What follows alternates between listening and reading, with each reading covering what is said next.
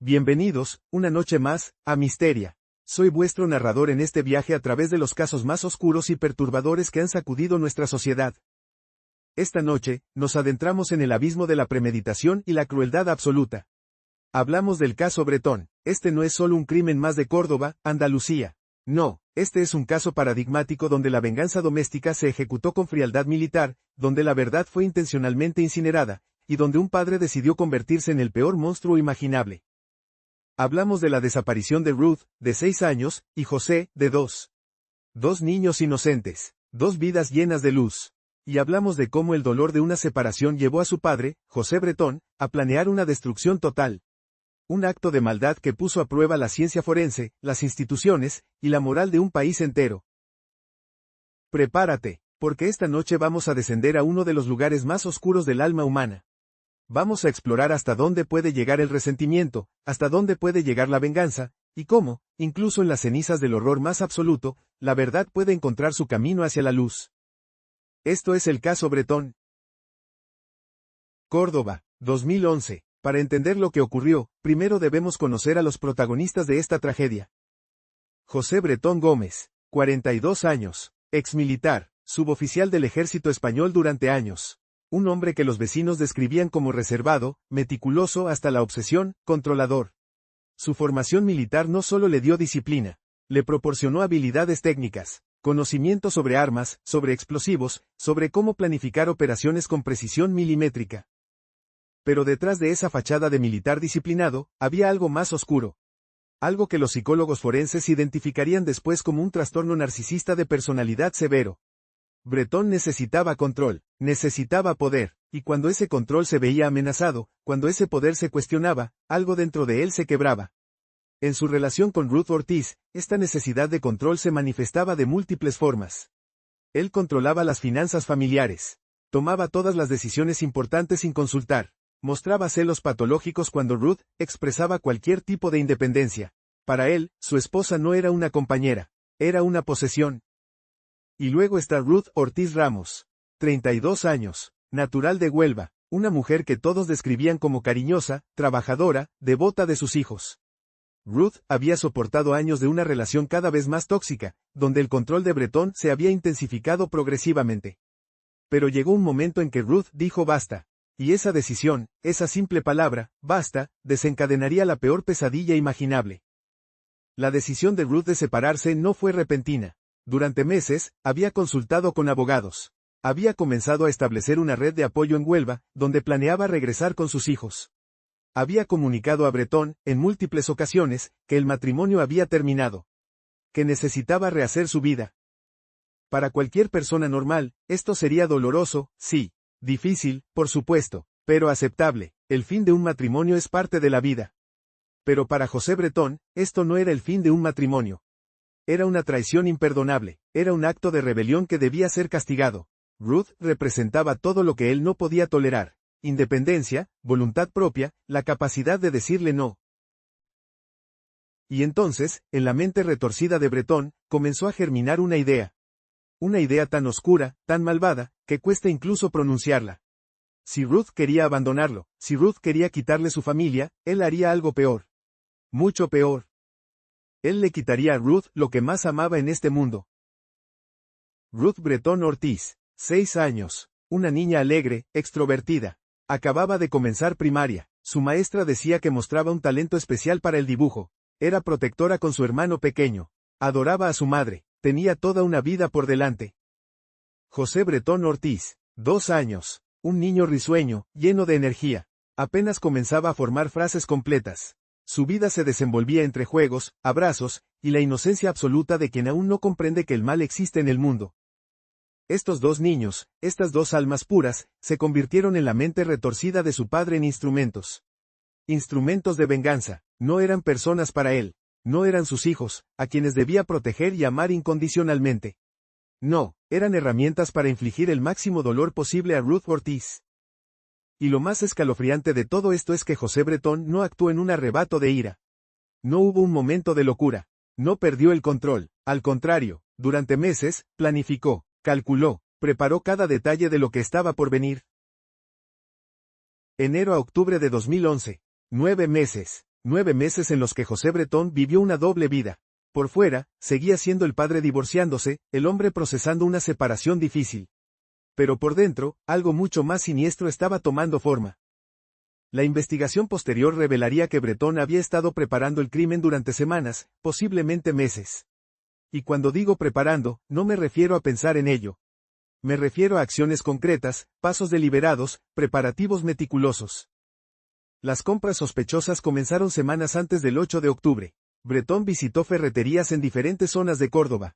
Compró recipientes metálicos grandes, material ignífugo, herramientas específicas. También adquirió grandes cantidades de combustible que almacenó en la finca familiar de Las Quemadillas.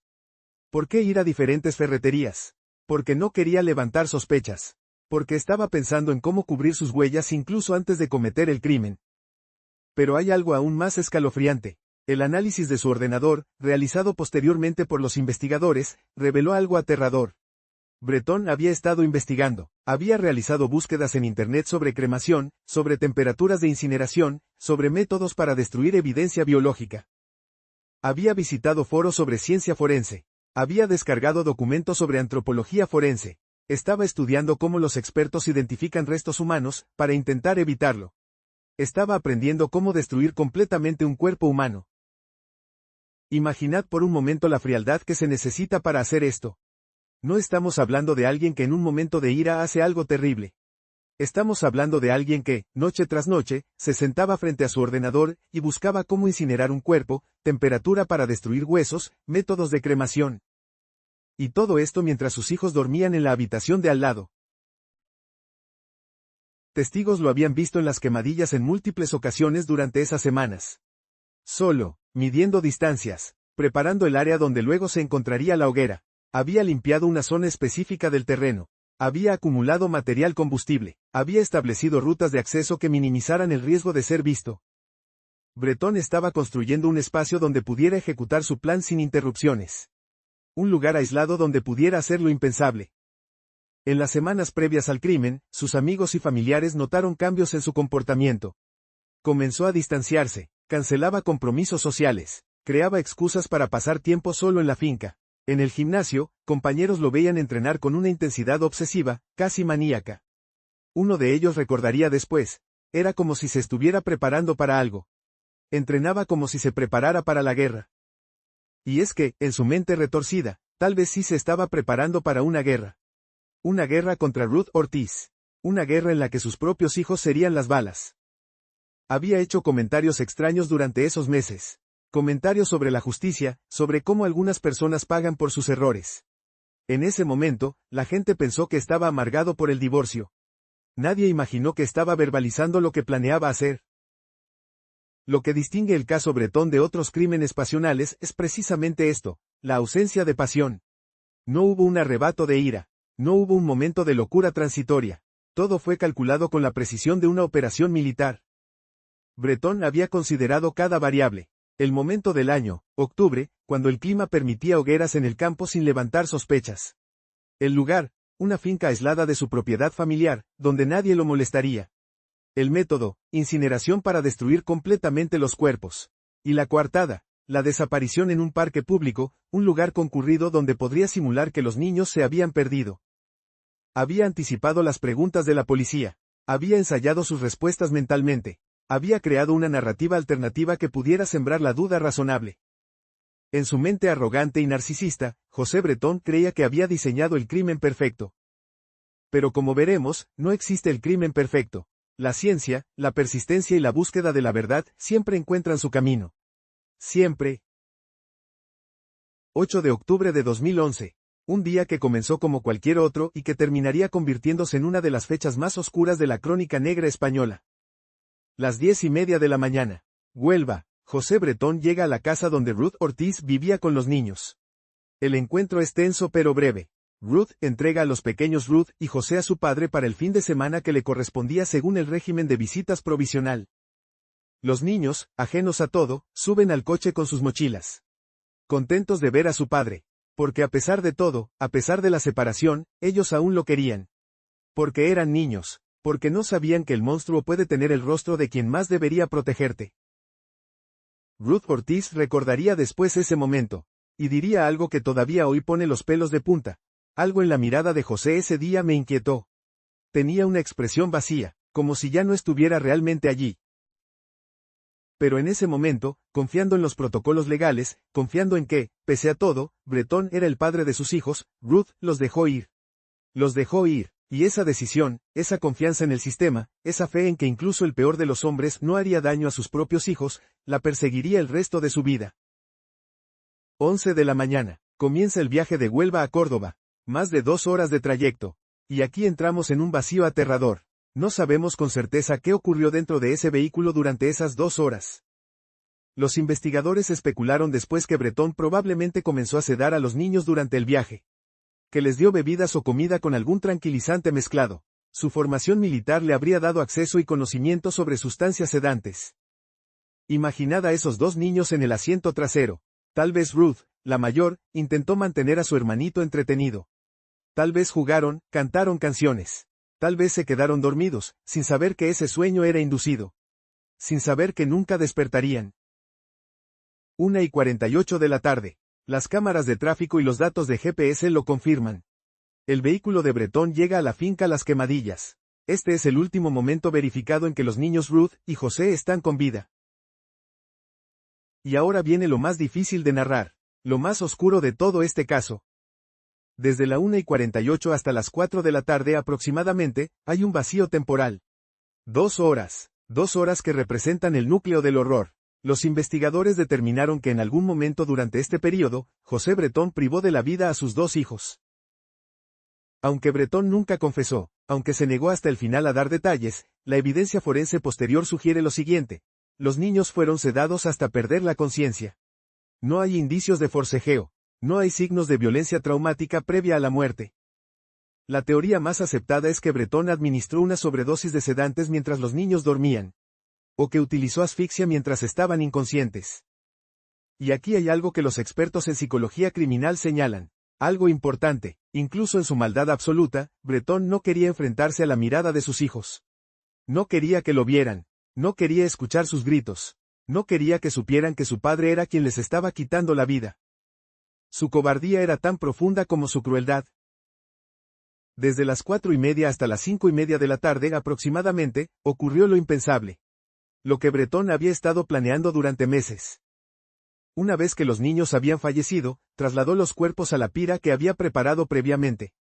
No era una hoguera cualquiera, era una estructura metálica elevada, diseñada específicamente para maximizar el flujo de aire y alcanzar temperaturas extremadamente altas. Bretón cargó la pira con los cuerpos de Ruth y José, añadió material orgánico adicional, ramas, restos de poda, materiales plásticos. Y vertió grandes cantidades de acelerante. El fuego que encendió no era una hoguera común, era un horno improvisado capaz de alcanzar temperaturas superiores a los 800 grados centígrados. Y durante más de 1 hora, José Bretón permaneció allí, alimentando el fuego, añadiendo más combustible cuando era necesario, removiendo los restos para asegurar la combustión completa. Su conocimiento técnico, su formación militar, le permitió mantener la temperatura óptima para la calcinación de huesos. Un proceso que requiere no solo calor intenso, sino también tiempo y manejo cuidadoso. Mientras las cenizas de sus hijos se elevaban hacia el cielo de Córdoba, José Bretón trabajaba metódicamente, asegurándose de que no quedara nada. Nada que pudiera identificarse, nada que pudiera devolverles a sus hijos a su madre. 6:18 de la tarde. Con la hoguera aún ardiendo, con los restos de sus hijos reduciéndose a cenizas y fragmentos óseos, José Bretón abandona Las Quemadillas. Se asegura de que el fuego continuará durante horas, completando la destrucción de evidencia. Y ahora comienza la parte más cínica de su plan, la simulación, el teatro de la inocencia. Bretón conduce hacia el centro de Córdoba, específicamente, hacia el Parque Cruz Conde, un lugar público, concurrido, donde las familias pasan las tardes. Un escenario perfecto para su actuación. Desde las 6:30 hasta las 8:49 de la tarde, Bretón se pasea por el parque. Algunas cámaras de seguridad lo captan caminando solo, mirando su teléfono. Su lenguaje corporal es el de alguien esperando, no el de alguien buscando desesperadamente. Hace algunas llamadas a Ruth Ortiz. Deja mensajes vagos sobre los niños jugando en el parque. Estas llamadas son parte de su estrategia. Crear una cronología que sitúe a los niños en el parque, lejos de Las Quemadillas.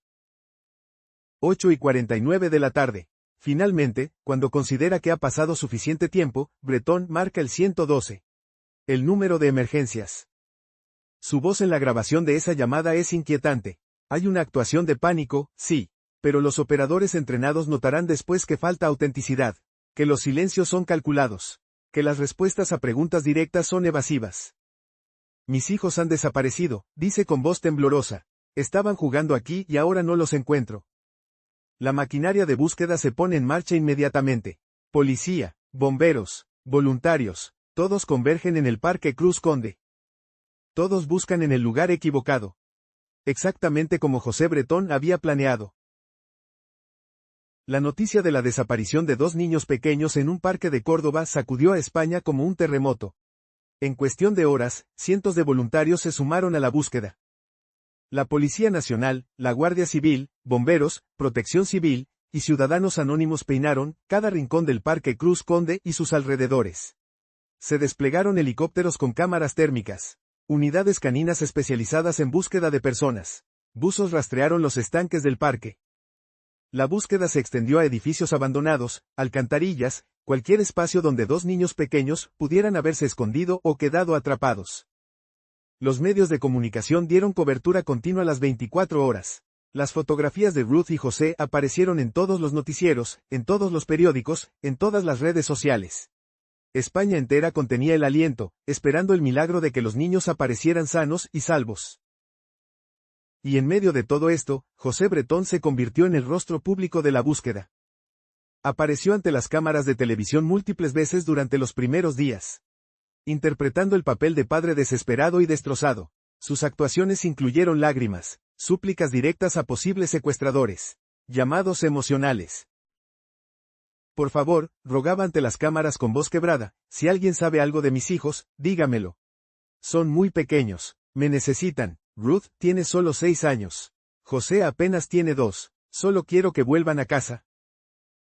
Estas imágenes conmovieron a España. Las redes sociales se llenaron de mensajes de apoyo para Breton. Se organizaron vigilias. La narrativa mediática lo presentaba como una víctima más, un padre sumido en la peor pesadilla imaginable. Pero había personas que no se dejaron engañar. Personas entrenadas para ver más allá de las lágrimas y las palabras. Los investigadores experimentados notaban algo que no cuadraba. El lenguaje corporal de Breton no coincidía con el de padres genuinamente desesperados en casos similares. Sus ojos, incluso cuando lloraba, parecían vacíos. Sus respuestas a preguntas espontáneas de periodistas eran demasiado ensayadas, demasiado controladas. Un inspector veterano de la Policía Nacional diría después: yo he visto a muchos padres en situaciones terribles. Y todos tienen algo en común: el caos emocional. No pueden pensar con claridad. No pueden concentrarse. Están destrozados. Pero Breton estaba demasiado calmado. Demasiado en control. Y eso, en estos casos, es una señal de alarma. Y luego estaba Ruth Ortiz. La madre que, desde el primer momento, supo la verdad. Cuando la policía la llamó para informarle de la desaparición, cuando escuchó la versión de Breton sobre el parque, algo dentro de ella reconoció la mentira inmediatamente. Él los tiene, les dijo a los investigadores desde el principio. Él les ha hecho algo. José nunca los habría perdido de vista en un parque. Esto es venganza. Ruth conocía a Breton mejor que nadie. Conocía su obsesión por el control, su incapacidad para aceptar la derrota, su personalidad narcisista que no toleraba ser abandonado. Ella sabía, con una certeza visceral, maternal, que este no era un accidente ni un secuestro por extraños. Era la culminación de meses de amenazas veladas y comentarios siniestros. Pero en esos primeros días, pocos le creyeron. La narrativa de Breton como víctima era demasiado poderosa, y la idea de que un padre pudiera hacer algo así a sus propios hijos era demasiado horrible para contemplar. Es más fácil creer en un secuestro. Es más fácil creer en un accidente terrible. Porque admitir que un padre puede asesinar y quemar a sus propios hijos por venganza, eso rompe algo fundamental en nuestra comprensión del mundo. Pero Ruth Ortiz no tenía ese lujo de la negación. Ella sabía, y esa certeza era su propia tortura personal. Pero las máscaras siempre tienen grietas. Y la de José Breton comenzó a agrietarse casi de inmediato. La Policía Nacional y la Guardia Civil, aunque inicialmente centradas en la búsqueda en el parque, comenzaron a notar inconsistencias en el relato de Breton. Primero, las llamadas. El análisis de los registros telefónicos reveló algo interesante. Breton había hecho llamadas a Ruth Ortiz antes de la hora oficial de la desaparición. Llamadas donde mencionaba a los niños en el parque, como si estuviera creando una narrativa, construyendo una historia. Los mensajes de texto que había enviado tampoco encajaban con la cronología que él había presentado. Había inconsistencias temporales, contradicciones. Pero lo más revelador fue la geolocalización de su teléfono móvil. Los datos obtenidos de las torres de telefonía contaban una historia diferente a la que Breton narraba. El movimiento de su teléfono no mostraba el patrón errático de alguien buscando frenéticamente a sus hijos perdidos. No había ese movimiento caótico, desesperado, cubriendo cada rincón del parque una y otra vez. En lugar de eso, el teléfono mostraba un recorrido calculado y deliberado por áreas específicas del parque. Era el movimiento de alguien estableciendo una coartada, no de alguien buscando a sus hijos. Y luego estaban los testigos. O mejor dicho, la ausencia de testigos. El Parque Cruz Conde estaba relativamente concurrido esa tarde de octubre. Familias paseando, niños jugando, gente haciendo deporte. Y sin embargo, ningún testigo recordaba haber visto a Breton con dos niños pequeños. Nadie había visto a Ruth jugando. Nadie había visto a José correteando. La única persona que afirmaba haberlos visto en el parque era el propio Breton. Y sus descripciones de las actividades de los niños eran vagas, inconsistentes. Cuando le preguntaban detalles específicos, se contradecía. Primero decía que estaban en los columpios, luego que jugaban en la zona de césped, después que estaban cerca de un estanque. Pero lo que más inquietaba a los investigadores era su comportamiento en los interrogatorios. A pesar de su performance ante los medios, su actuación de padre destrozado, en los interrogatorios era extrañamente tranquilo. Metódico, mientras otros padres en situaciones similares mostraban agitación extrema, incapacidad para concentrarse, desesperación absoluta, Breton respondía a las preguntas con una calma calculada.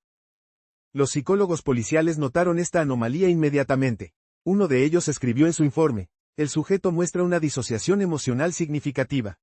Su discurso es coherente y controlado, lo cual es inconsistente con el estado psicológico esperado en un padre cuyos hijos han desaparecido hace pocas horas.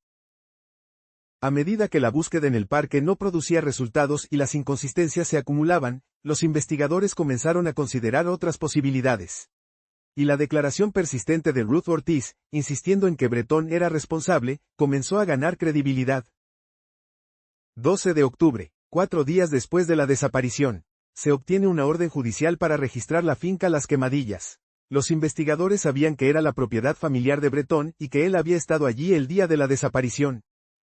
Lo que encontrarían allí cambiaría el curso de la investigación para siempre.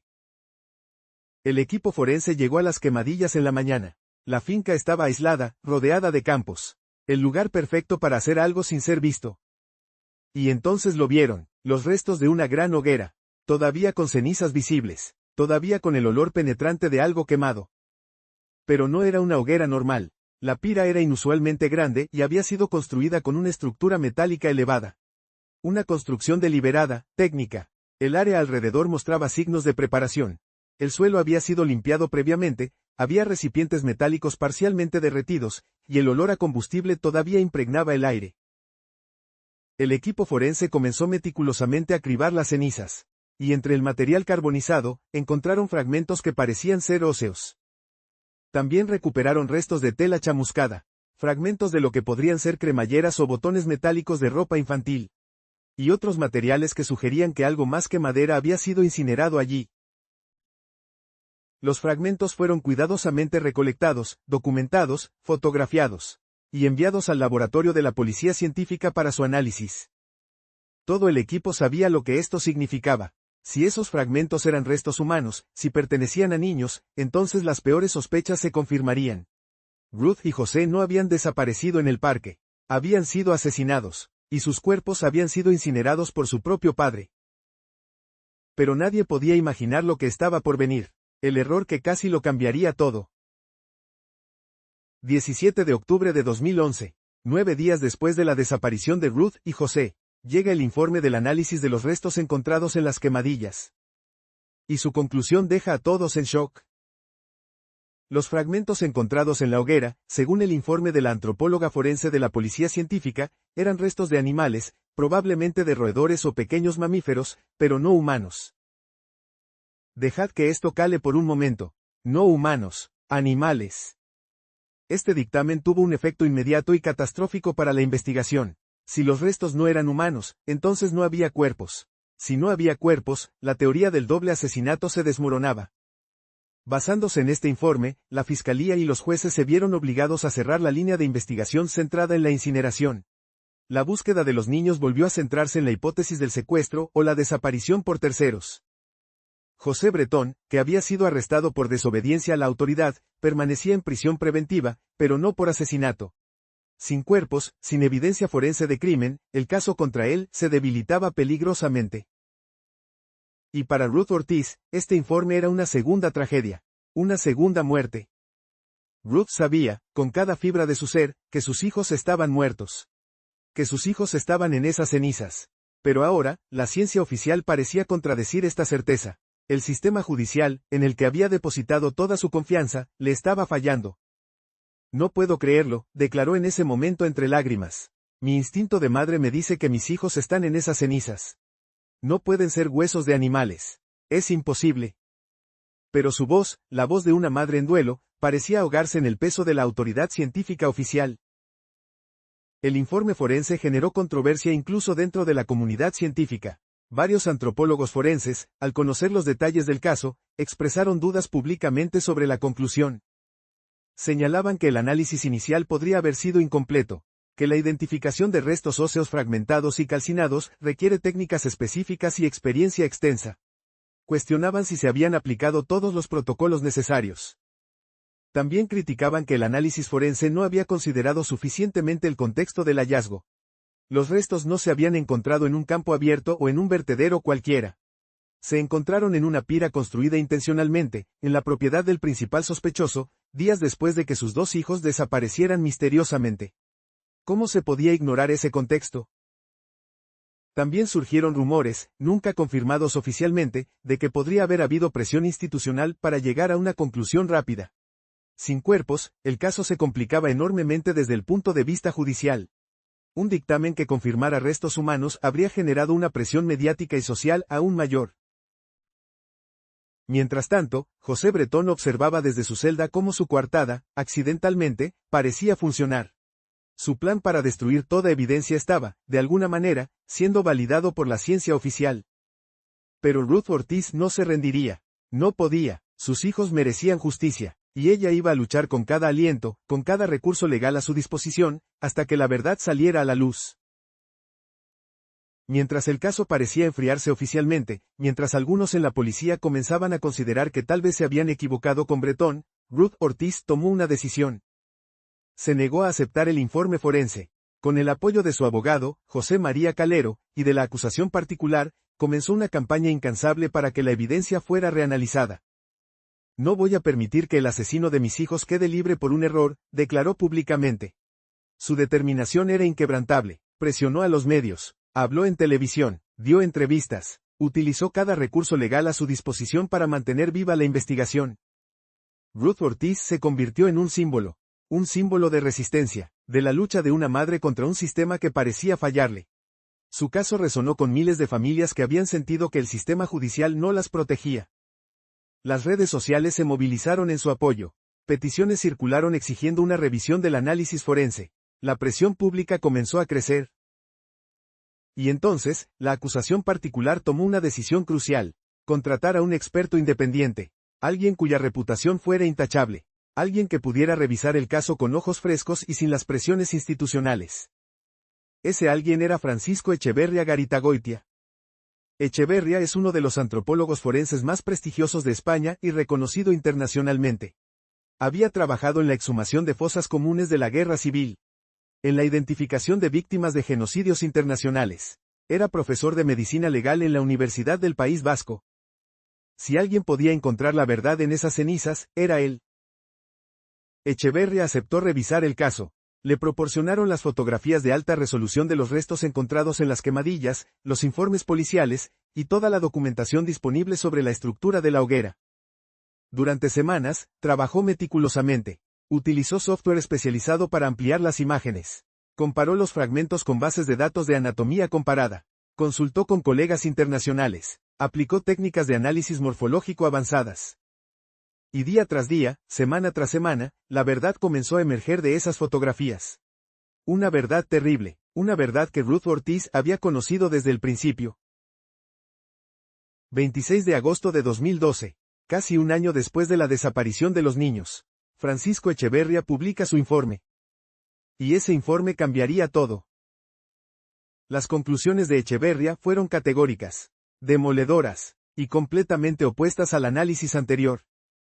Los restos eran humanos, sin lugar a dudas. El análisis morfológico de los fragmentos óseos lo demostraba de manera irrefutable. Las características microestructurales, la densidad ósea, los patrones de fractura bajo calor extremo, eran consistentes únicamente con huesos humanos. Pero había más, mucho más. Los restos pertenecían a niños pequeños. El tamaño y las características morfológicas de los fragmentos indicaban que pertenecían a individuos en edad infantil. Específicamente, los restos eran compatibles con niños de aproximadamente 2 y 6 años. La edad exacta de Ruth y José. Y aquí viene algo crucial. El análisis identificó fragmentos que correspondían a dos individuos diferentes. Había duplicación de ciertas estructuras óseas que solo podían explicarse por la presencia de dos cuerpos.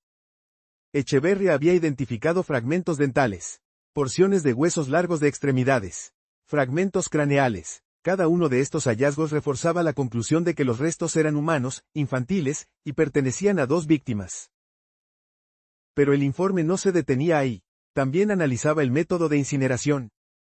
La fragmentación y el patrón de calcinación indicaban que la incineración había sido llevada a cabo de manera sistemática y experta. No fue un fuego accidental o casual. Fue una operación deliberada diseñada para maximizar la destrucción de evidencia.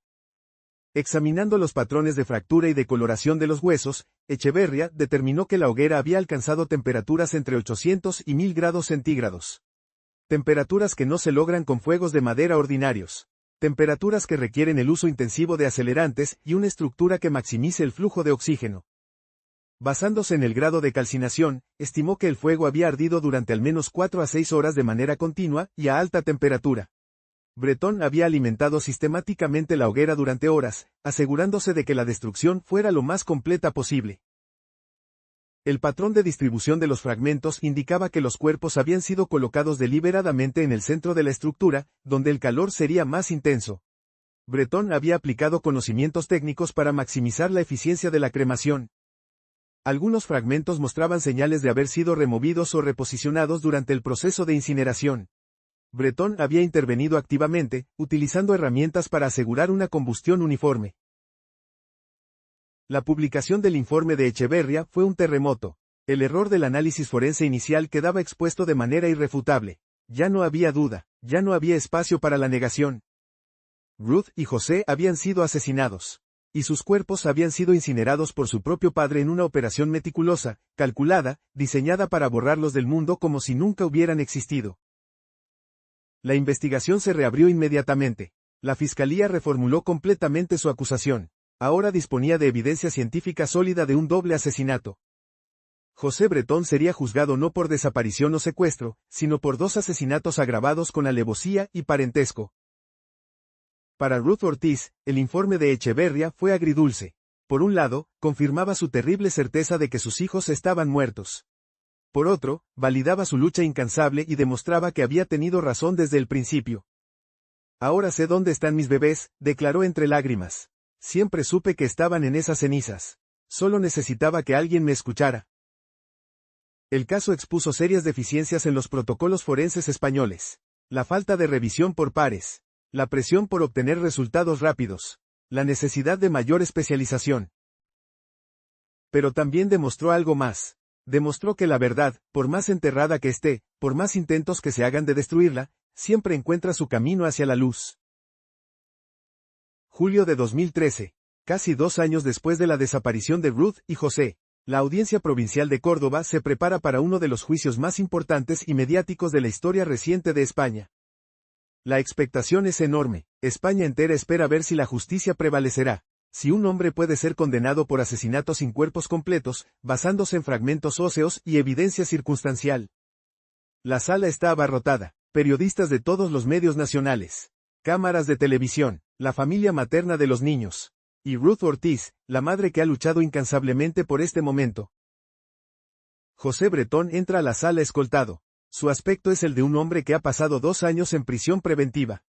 Pero su postura sigue siendo erguida. Su expresión, controlada. La Fiscalía, junto con la acusación particular representando a Ruth Ortiz, presenta su caso. Los cargos son 2 delitos de asesinato con alevosía, por la indefensión absoluta de las víctimas, y la agravante de parentesco. La pena que solicitan es la máxima permitida por la ley española, 40 años de prisión. 20 por cada asesinato. El caso de la acusación se basa fundamentalmente en 3 pilares. Primero, la evidencia forense de Echeverría. Segundo, la reconstrucción cronológica del 8 de octubre. Y tercero, el perfil psicológico de Bretón. Los abogados de la defensa adoptan una estrategia de negación total. Argumentan que sin cuerpos completos, no se puede probar más allá de toda duda razonable que los niños estén muertos. Intentan desacreditar el análisis de Echeverría. Mantienen la teoría de que los niños habían sido secuestrados por terceros desconocidos. Pero el momento más crucial del juicio llega cuando Francisco Echeverría toma el estrado. Durante horas, Echeverría explica al tribunal su metodología, presenta imágenes ampliadas de los fragmentos óseos proyectadas en pantallas, y desmonta, punto por punto, cada objeción de la defensa. Utiliza modelos anatómicos, muestra comparativas con bases de datos internacionales, presenta análisis estadísticos. Y con la paciencia de un profesor explicando a estudiantes, pero con la autoridad de uno de los mejores antropólogos forenses del mundo, Echeverría demuestra con una certeza científica del 99.9% que los restos son humanos, infantiles, y pertenecen a 2 individuos distintos de las edades de Ruth y José. La sala está en silencio absoluto. Incluso los periodistas más veteranos, que han cubierto cientos de juicios, están impactados por la claridad y contundencia del testimonio. Luego viene el turno de Ruth Ortiz.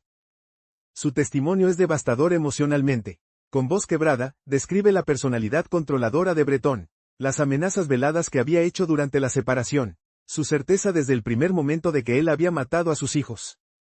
Él me dijo una vez, testifica Ruth entre lágrimas, si me dejas, te arrepentirás toda tu vida. Yo no entendí entonces qué quería decir. Pensé que hablaba de cosas materiales, de dinero. Nunca imaginé que se refería a mis bebés. La sala se estremece, algunas personas lloran abiertamente, los jurados toman notas frenéticamente. Los expertos en análisis de comunicaciones presentan el análisis completo de las comunicaciones de Bretón el día del crimen.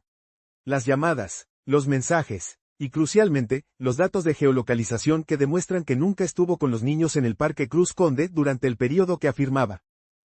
Testigos de la zona de las quemadillas declaran haber visto a Bretón en días previos al 8 de octubre, preparando la zona de la hoguera, transportando materiales, comportándose de manera sospechosa. Durante todo el juicio, la actitud de José Bretón es escalofriante. Se sienta erguido, su expresión es serena, casi desinteresada. Cuando se presentan las fotografías de los restos óseos de sus hijos, cuando se habla de cómo los incineró durante horas, cuando se reconstruye minuto a minuto cómo planeó y ejecutó su asesinato, su expresión apenas cambia. Los psicólogos en la sala toman nota de esta frialdad. Es la confirmación final del diagnóstico, ausencia total de empatía. En su declaración final, Bretón se pone de pie y mantiene su inocencia. Yo no he matado a mis hijos, declara con voz firme, mirando directamente a los jueces. No sé qué les pasó, pero yo no fui. Espero que algún día aparezcan y se demuestre mi inocencia. Esta declaración, frente a montañas de evidencia, frente al testimonio de uno de los antropólogos forenses más respetados de Europa, es la manifestación final de su negación patológica. Incluso ante la certeza de la condena, su ego narcisista no puede admitir la realidad de sus actos. 10 de julio de 2013. Después de semanas de juicio y solo unas horas de deliberación, el tribunal regresa con su veredicto. El presidente del tribunal se pone de pie. La sala contiene el aliento. José Bretón Gómez, este tribunal lo declara culpable de 2 delitos de asesinato con alevosía y la agravante de parentesco. Ruth Ortiz se derrumba en lágrimas. No son lágrimas de alegría. Nada podría devolverle a sus hijos. Pero son lágrimas de un cierto cierre. De validación, de que finalmente, la justicia reconoce el horror que ha vivido. La sentencia, 40 años de prisión. La pena máxima posible bajo la ley española. El tribunal acepta íntegramente el análisis forense de Francisco Echeverría y la reconstrucción de los hechos presentada por la Fiscalía. En su sentencia escrita, los jueces son contundentes. Los hechos probados demuestran que el acusado, con plena conciencia y premeditación, privó de la vida a sus dos hijos menores y procedió a incinerar sus cuerpos con el objetivo de destruir toda evidencia y causar el máximo dolor posible a su exesposa. La frialdad calculadora con la que ejecutó estos actos, y su posterior simulación ante los medios, revelan una personalidad sin atisbo de empatía o remordimiento. Breton, al escuchar la sentencia, no muestra emoción visible. Se levanta cuando se lo indican, gira, y sale de la sala escoltado por la policía. Su expresión permanece vacía, casi indiferente. Hasta el final, la máscara no cae. El caso Breton no terminó con la sentencia. Sus ondas expansivas continuaron reverberando a través del sistema judicial español, de los protocolos forenses, y de la conciencia colectiva de la sociedad. El error inicial en el análisis de los restos tuvo consecuencias inmediatas en los procedimientos de la Policía Científica Española. Se implementaron nuevos protocolos que requerían revisión por pares obligatoria para todos los análisis forenses en casos criminales graves. Ningún análisis de restos óseos podía ser emitido como definitivo sin la confirmación de al menos 2 expertos independientes. Se establecieron programas de formación continua específica en antropología forense, reconociendo que esta es una subdisciplina altamente especializada que requiere años de entrenamiento. Se creó un protocolo para consultar automáticamente con expertos externos reconocidos en casos de alta complejidad o cuando los análisis iniciales generaran dudas. Se mejoró la metodología de documentación fotográfica de evidencias, reconociendo que estas imágenes podrían ser cruciales para análisis posteriores por otros expertos. Pero el impacto del caso fue más allá de los protocolos forenses. Se intensificaron los debates sobre cómo el sistema judicial puede identificar y prevenir situaciones de alto riesgo para menores en contextos de separaciones traumáticas. ¿Deberían existir evaluaciones psicológicas más rigurosas antes de establecer regímenes de visitas en casos de separaciones conflictivas? Aunque legalmente el caso no fue clasificado como violencia de género, porque las víctimas directas fueron los niños, muchos expertos argumentaron que era una extensión de la violencia machista. Que matar a los hijos para castigar a la madre debería considerarse dentro del marco de la violencia de género.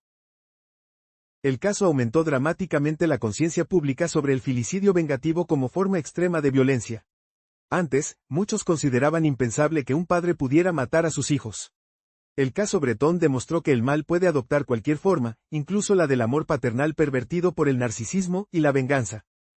Se crearon nuevos protocolos de apoyo psicológico para madres y familias en situaciones de separaciones de alto conflicto, reconociendo las señales de peligro potencial. El caso generó debates éticos sobre la naturaleza del mal, la capacidad de predicción del comportamiento humano extremo, y los límites de la justicia.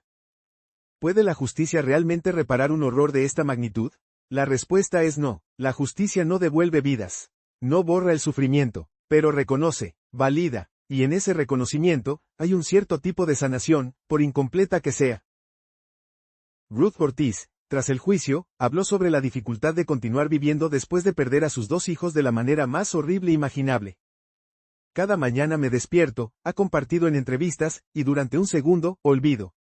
Y luego recuerdo, y es como si los perdiera de nuevo. Pero sigo adelante porque mis niños merecen ser recordados por lo que eran, 2 ángeles llenos de luz. Ruth se ha convertido en una voz importante en la defensa de víctimas de violencia y en la mejora de protocolos de protección infantil. Su dolor se ha transformado, en parte, en activismo para que ninguna otra madre tenga que vivir lo que ella vivió. Su fortaleza, su negativa a rendirse incluso cuando el sistema parecía fallarle, su determinación de encontrar la verdad, representa lo mejor de la humanidad frente a lo peor. El caso Breton nos obliga a confrontar preguntas incómodas. Preguntas que preferíamos no hacernos. Preguntas sobre la naturaleza humana, sobre el mal, sobre los límites de lo que somos capaces. ¿José Breton era un monstruo nacido así? ¿O las circunstancias crearon al monstruo? La verdad, como casi siempre, está en un territorio gris.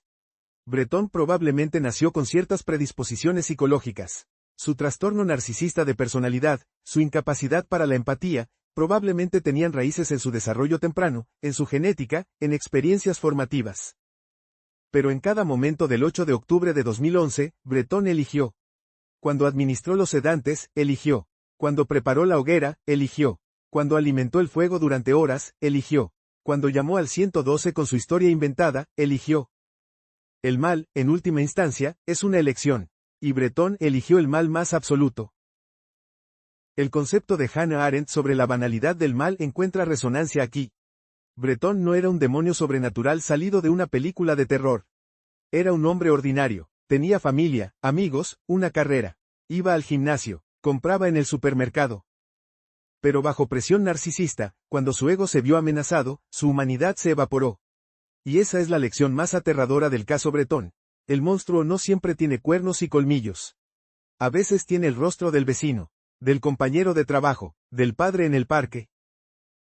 El error forense inicial representa una falla institucional que casi permite que Breton escapara de la justicia. Nos recuerda que la ciencia, por más rigurosa que sea, es ejecutada por humanos falibles. Que los protocolos deben tener salvaguardas. Que la revisión por pares no es un lujo, es una necesidad. Que nunca debemos cerrar líneas de investigación prematuramente, especialmente cuando la evidencia circunstancial es fuerte. Pero el caso también nos muestra algo hermoso en medio del horror. Nos muestra la resiliencia del espíritu humano. Ruth Ortiz, con su determinación inquebrantable. Francisco Echeverria, con su búsqueda rigurosa de la verdad científica. Los miles de voluntarios que buscaron a Ruth y José. Las personas que apoyaron a Ruth Ortiz en su lucha. La indignación colectiva ante el crimen. Todo esto demuestra que la compasión y la solidaridad son tan parte de la naturaleza humana como la capacidad para el mal. Tal vez más. La verdad de Ruth y José no se reveló por la confesión del culpable, que nunca llegó y probablemente nunca llegará. Se reveló por la obstinación de una madre que se negó a aceptar mentiras. Por el rigor de un científico que aplicó su conocimiento sin miedo. Por un sistema que, pese a sus fallos iniciales, finalmente funcionó. Las cenizas de las quemadillas contenían los restos de Ruth y José. Pero también contenían la evidencia que condenaría a su asesino. En el sentido más literal posible, la justicia fue encontrada en las cenizas. Fragmento por fragmento, hueso por hueso. Ruth y José merecían justicia. La obtuvieron, pero ninguna sentencia, por larga que sea, puede compensar las vidas robadas. Las risas silenciadas, los abrazos que nunca serán dados, los cumpleaños que nunca se celebrarán, las vidas que nunca se vivirán. El caso Breton nos recuerda que la justicia no repara, simplemente reconoce. Y a veces, ese reconocimiento es todo lo que queda. Pero es importante, es fundamental, porque en ese reconocimiento, la sociedad dice, te vemos, te creemos, y declaramos que lo que te hicieron estuvo mal. Este caso quedará grabado en la memoria criminal de España como un ejemplo de frialdad extrema y premeditación absoluta. Como una cicatriz sobre la conciencia colectiva. Como una demostración de que el mal existe, que puede tener el rostro de un padre, y que debemos estar siempre vigilantes. Pero también quedará como un testimonio del poder de la verdad, del valor de la persistencia, de la capacidad de la justicia para, eventualmente, prevalecer incluso cuando todo parece perdido. Este ha sido el caso Breton. Una historia de horror, sí, pero también de ciencia, de determinación, y de la búsqueda incansable de la verdad. Que Ruth y José descansen en paz. Que su memoria sea una bendición.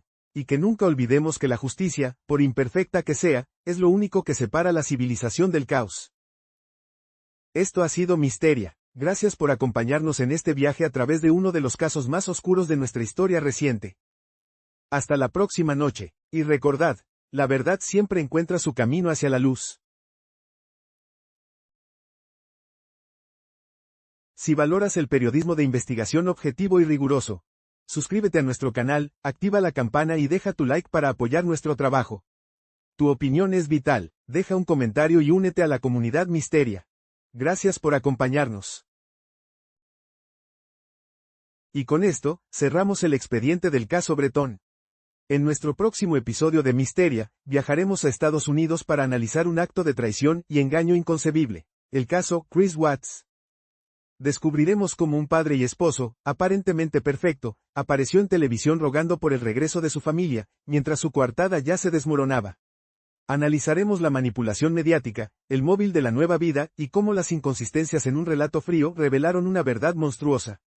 No te pierdas, Misteria, el caso Watts, la máscara del dolor y el engaño perfecto, en el próximo episodio.